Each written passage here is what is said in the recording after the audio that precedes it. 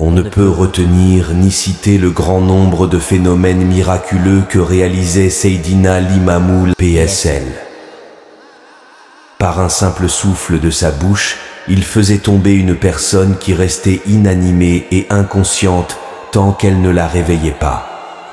Il avait une couverture que personne ne pouvait porter sur sa tête, pas même un puissant champion lutteur.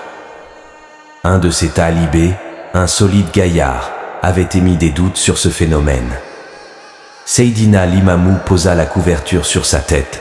Il fut aussitôt couvert d'une abondante sueur et devint incapable de bouger.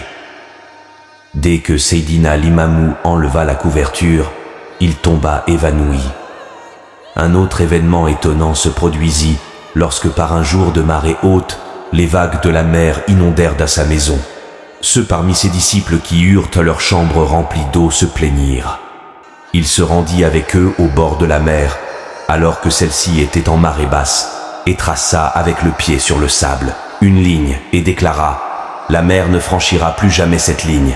Elle était d'ailleurs entrée dans la maison pour laver les souillures, mais s'il plaît à Dieu, elle n'y reviendra plus jamais. » Il ajouta « La mer fera ce que j'ai dit, car elle ne veut pas m'offenser. Elle est une créature comme vous. Vous ne me connaissez pas, mais me connaît. Elle connaît mon grade auprès de Dieu.